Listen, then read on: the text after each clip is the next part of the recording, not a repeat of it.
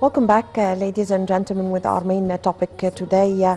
We're discussing today the activities of the Prime Minister, Dr. Mustafa Madbouli, as he held a meeting on Tuesday to follow up executive measures to rationalize electricity consumption and save natural gas resources used in generating electricity. The Prime Minister also have visited and inspected the Triangle of Maspero, and it's one of the distinguished projects that is established by the government.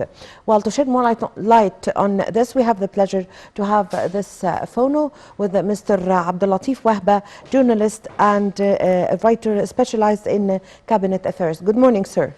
Good morning. Mr. Wahba, could you give us your insight concerning the importance of the decisions taken by Prime Minister Dr. Mustafa Madbouli yesterday concerning the rationalizing electricity? Yeah, of course, as you know, this is because of the, we can say, repercussions of the Ukrainian-Russian crisis. As you know, that this crisis affected all the economies in world, especially in Europe, for example.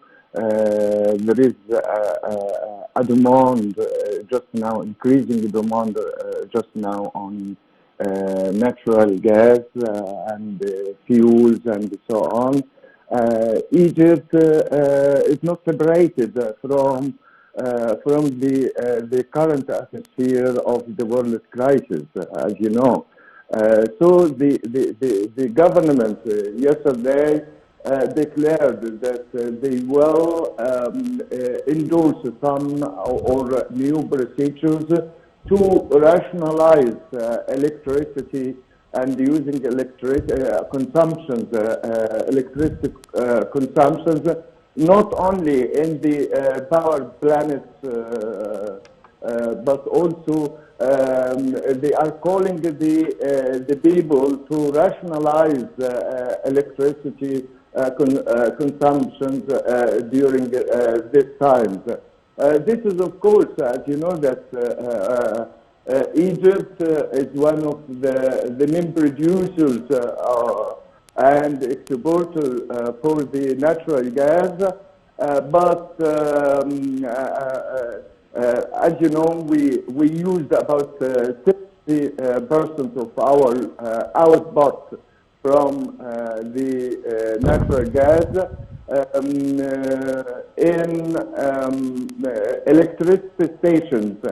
And this is, of course, may cause some damages for the Egyptian economy. As you know that if you rationalize electricity, you can save some of the natural gas that can be exported to Europe, for example, or to the other countries. And this, of course, will save or secure about 100 million to 150 million per month for the Egyptian budget, and at the same time to increase the Egyptian natural gas export. This is the main point. As you know that Egypt just now is trying to attract foreign direct investment and also to increase its exports to the other world from natural gas and from other goods, for example. But at the same time, we have to rationalize the power consumption in Egypt just now. As you know that we have 3 modernized power stations of Siemens, for example, with less consumptions of natural gas and the heavy output of electricity. But all the power stations that we changed it from using the traditional fuels to natural gas. Produces less electricity and consumed more natural gas. So the government returned again or changed these power stations to use the traditional fuels in current time to save or to secure some quantities of the natural gas. This is, of course, as you know, that Ministry of Oils is sell the natural gas for electricity power stations by $3 for 1 million thermal British thermal units. Although the world prices jumped about 10 times. It is just now about $30 for 1 unit. So the Egyptian government is trying to make an equilibrium, a balance between the output of the natural gas and the local consumption of the natural gas. This is, of course, to support and to catch the chances just now, especially in the time of increasing the world prices of the natural gas in the world market. Yes, Mr. Wahba, also the Prime Minister Dr. Mustafa Madbouli inspected yesterday the Maspero Triangle project, and the Premier have said that it's one of the most distinguished projects that the state have established, and he also said that the project provides suitable housing for people and is civilized one. Could you shed light on the Premier's tour or inspection to the Maspero Triangle? Yeah, of course. This is one of the main areas in downtown. And when the government started working in this area 3 years ago, they collected and gathered and they held a meeting with the people who were occupying this place, and they reached to reconciliations.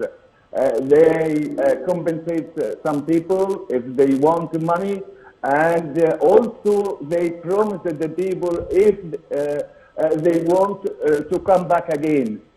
So they constructed, and as you see, the tower established in this area. I think it is, we can say, something harmonized with the other building in this area. You have Minister of Foreign Affairs.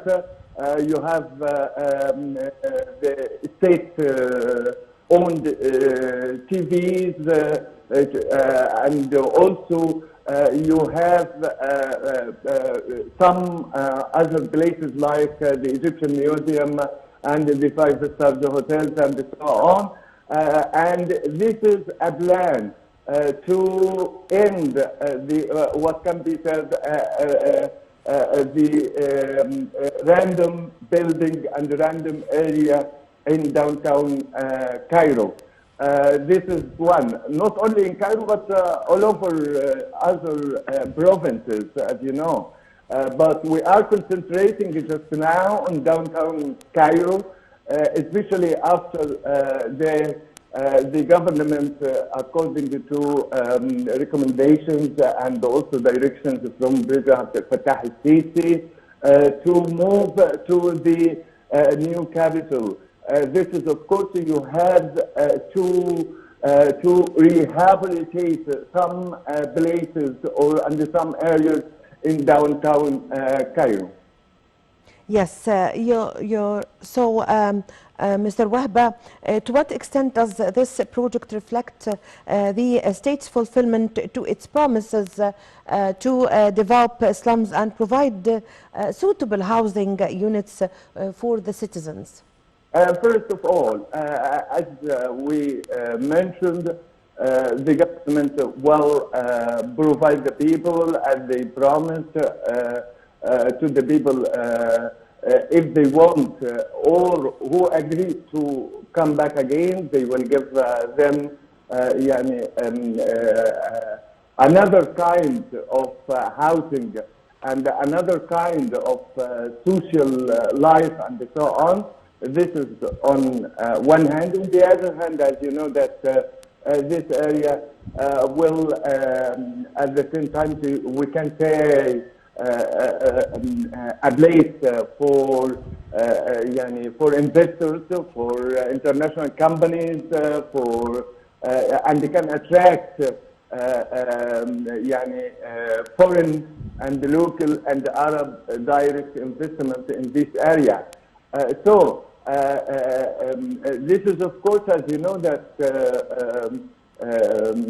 at the same time that Egypt wanted not only to modernize the random places, but also to make it attractive for the investment for business and so on. Yes, Mr. Wahba, the Premier said that it's important to commit to technical specifications of the implementation of the best quality and to also work in the housing towers. And we can see, as we were now showing the video where the Premier was inspecting the area of the triangle of Maspero, and we can see that the towers are already there and the apartments are ready to be inhabited. Yeah, of course. Let us say first that why the people were convinced easily to leave the area. Because they trust the government and they trust the state. Exactly. This is the main point. Not only in Triangle of Maspero area, but also if you review the other places like Sayyida Zainab, like the new community of Al Asmarat in Al Muqattam, like Turgeman, many places, because the government stuck to the promises they give to the people, and they ended the projects at the specific time, and at the same time they delivered it as they promised the people. So there is a mutual confidence between the citizens, between the people, and the government at the same time. Yes. Also, you've mentioned a very important point, sir. What are the most important slums that have been developed in the governorates in Egypt, not only in Cairo? We have the government, the state have established several communities and several housing projects. For example, in Mansoura, we have the government is establishing new Mansoura, and we have a number of projects, housing projects in several governorates in Al-Fayoum, in Sharm Kafr Sheikh, exactly. Several governorates. So the state or the government is not only concentrating on Cairo, but all the governorates. Yeah, of course. I wanted to say that they implemented a new plan. This is, of course, maybe 7 or 8 years ago, to end the slum areas in all provinces, not only in Greater Cairo. But you can say at the same time that the government managed to and succeeded in ending this problem.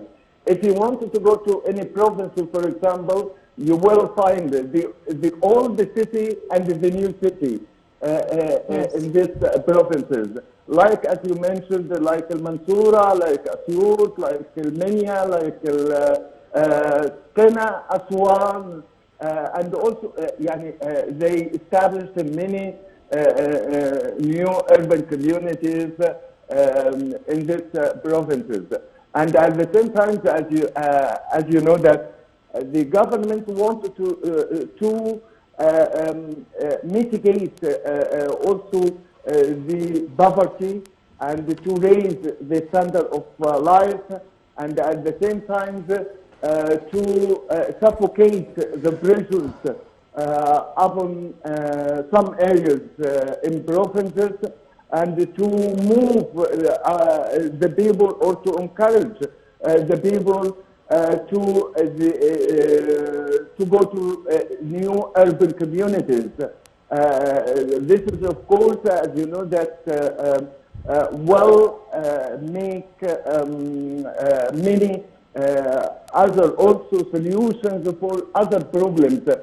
For example, the highways the government established all over the state. This is one. And at the same time, this is, of course, will decrease your consumptions of traditional fuels.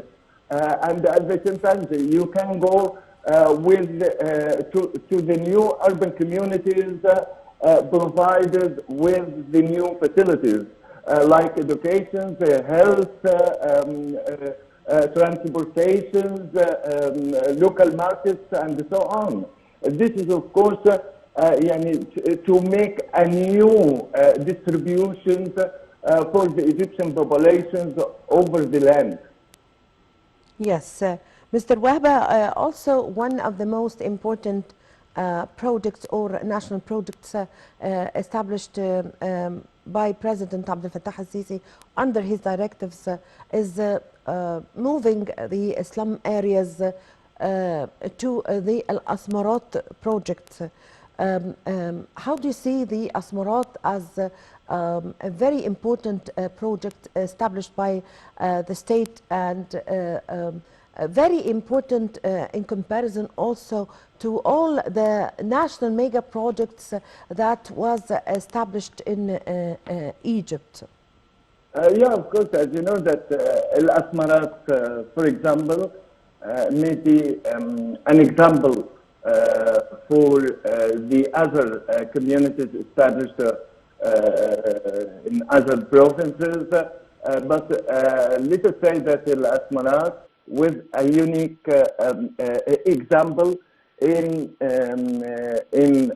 moving the people to the area, in providing them with high social life, with improved infrastructures like health, education, sports, clubs,